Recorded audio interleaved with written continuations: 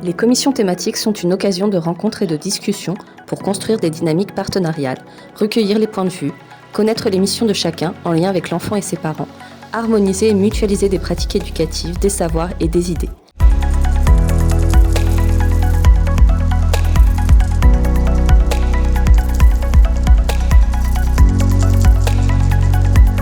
Donc comment est-ce que je fais pour que justement tu puisses entendre ce que j'ai à te dire lorsque ce que je vois ne me convient pas, puisque c'est l'origine du conflit.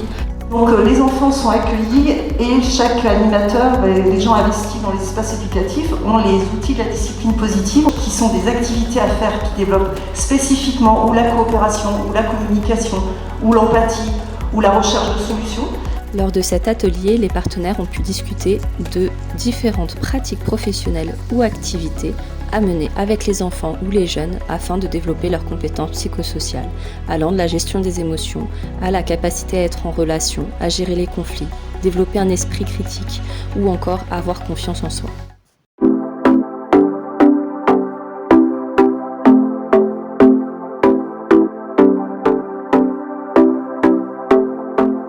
Fallait pour ça essayer, je ne sais pas si on y réussit à chaque fois, essayer de les faire rêver, c'est-à-dire de leur dire que la vie peut être un rêve, pour autant qu'ils mettent en pratique quelque chose qui les anime vraiment.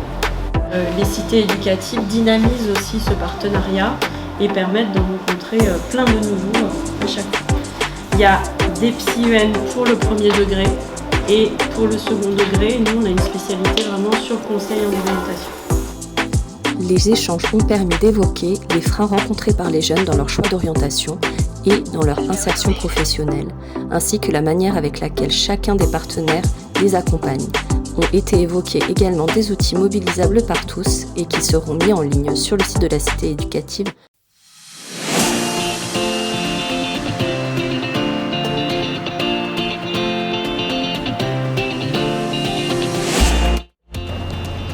Comment je peux aller au musée? Est-ce que j'y vais? À quoi ça sert? Est-ce que c'est réservé aux riches? Et puis même si on n'est pas riche, mais il n'y a pas de musée à côté de chez soi, c'est compliqué. Enfin, voilà. On travaille beaucoup avec les professionnels qui s'occupent des enfants, de la petite enfance, et les familles, puisque quand on est avec les petits, ils sont avec leurs parents. On peut transformer cette pièce-là en outil. Intégration, émancipation, existence, et surtout un outil qui permet aux personnes de se raconter, c'est ce qu'on appelle du théâtre documentaire. Et d'abord des questions d'identité, des questions de transmission, des questions de pluralité dans l'être, des questions qui concernent les filiations. Ici, les interactions ont permis de mettre en avant les freins rencontrés par les partenaires pour mobiliser le public enfance ou jeunesse vers les actions et structures existantes, ou les obstacles rencontrés par les familles dans l'accès à une pratique artistique, ce qui a permis d'identifier quelques astuces visant à faire mieux connaître les ressources du territoire et les programmations.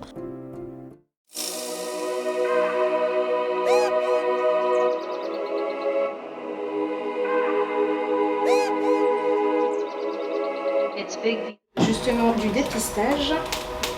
L'orthoptiste en fait a détecté chez un des élèves la maladie de Koch.